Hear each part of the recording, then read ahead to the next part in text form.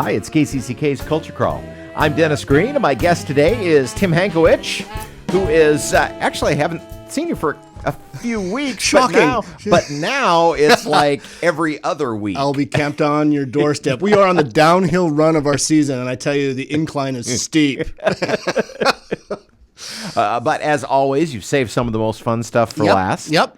And this week's concert is something the orchestra has done in the pop series before, but definitely a different twist to the Best of Broadway this year. Sure. I mean, when we came back from COVID, our first Bruce Moore concert was the music of Rodgers and Hammerstein. So we've always, dabbled in Broadway, but this time we are collaborating with Revival Theatre, and we're doing a Best of Broadway, except with a little bit more contemporary feel to it.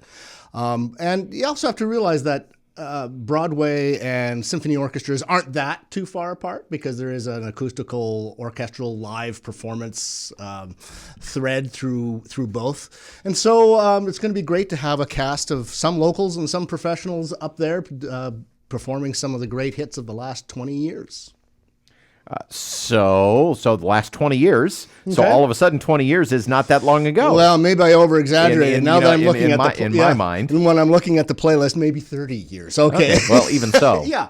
So, I mean, So maybe some things that you have not heard with an orchestra in this format before. Probably like Wicked, for example. Yeah. We'll be playing some selections from that. Selections, a lot of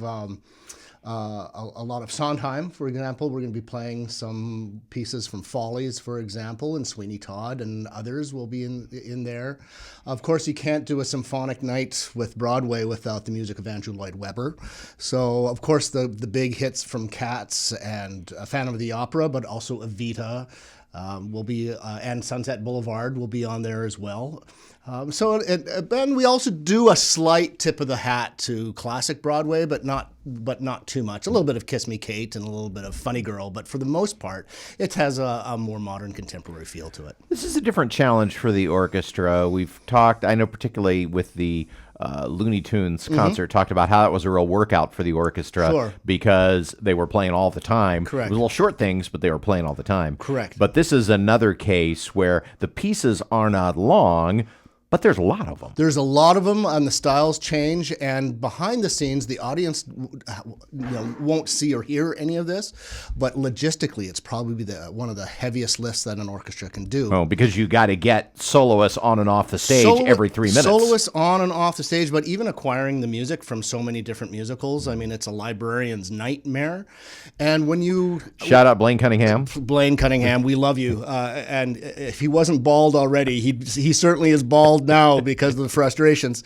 You have to understand that Broadway and classical orchestras, they're similar but different. It's like SpaceX hooking up with a Soyuz satellite. I mean, they do similar things, but if you get them to work together, it's a lot harder than people think. That's right. Continuing the space analogy, it's like that scene in Apollo 13. Correct. Where he said, all right, we've got this, and we got to hook it to this, and we can only use these things. Yeah. Exactly. And so, for example, a symphony orchestra is a collection of musicians who are specialists. A flute player, flute musician just plays the flute. Whereas in Broadway, they have generalists. So when they write for reed instruments, they're writing for a person who can double on 2, 3, 4 different instruments: flute and clarinet and saxophone and maybe oboe and stuff like that. And so when the music arrives, our librarian and I have to sit down and think, okay, do we ask our principal flute to play saxophone? No, probably not. Okay, so do we split out the books completely, or do we just hire one? How many more people do we need on stage to cover all the parts? So there is a behind-the-scenes logistical nightmare that the audience won't even know. Right, and that's surprising because we think you got a whole orchestra up there. Why on earth would you need to bring in more musicians? Correct, and that's just because of the different ways and traditions of Broadway and the symphonic world. So that's one of the heavy lifts. But then there's also just stylistically. I mean, do not underestimate the difficulty of Sondheim because so much of his writing is very speech-like and very flexible. And so some of the hardest things to rehearse is this sort of speech-like dialogue that's over music because it is so flexible. And so musicians really have to be on their toes between, when things actually hit a tempo, that's the easy part, but it's actually getting to that moment after the introduction that has all this speech-like quality to it. And as the conductor, that creates an extra level of difficulty for you. Oh, absolutely, because if I'm not on the ball, that means the orchestra will be late. And if the orchestra is late, it throws the soloists off their game. I mean, it's a whole cascade of what could possibly go wrong. And it starts with me. Yeah. Well, and it's the exact opposite of the issue when you do the live orchestra with movies. Correct. Where everything is very rigid and regimented, and on a second-by-second basis. To the millisecond, yes. If you are on or not. Correct. Yeah. So it's a complete. I'm glad you brought that up. You're right. It is completely the opposite challenge. One is, flexibility to the nth degree, and the other is like in a artistic straitjacket. And again, this is kind of inside baseball, but what also makes this even more difficult is often you can't see the soloist very well. No, they're going to be behind me. Yeah. So again, here's a little bit of a trick that hopefully most of the audience won't see, but we do have video monitors in front of them on the first row of seats that we haven't sold. So they'll know what I'm doing. But you're right. It's kind of weird not having that personal connection, line of sight. Excuse me.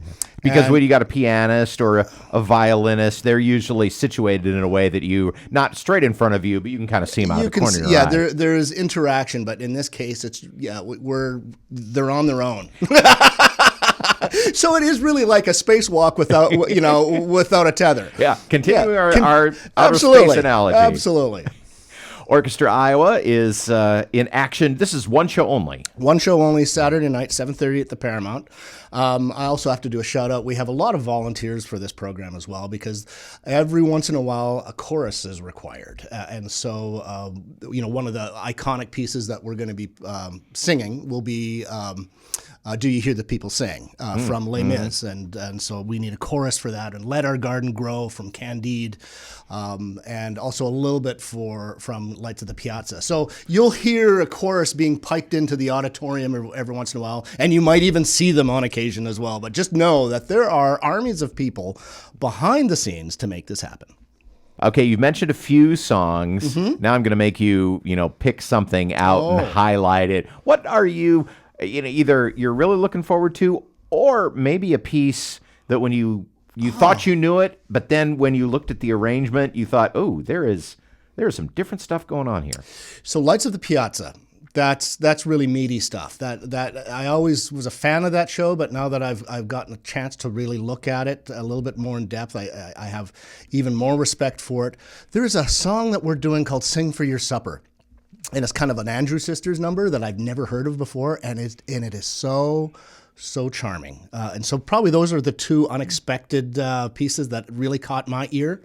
The other one is we're going to be performing Something's Coming from West Side Story. And the reason why, it's West Side Story, but it also corresponds with an announcement that we're going to be making. Certainly to our boards, our Revival Theater's board, as well as Orchestra Iowa's board, because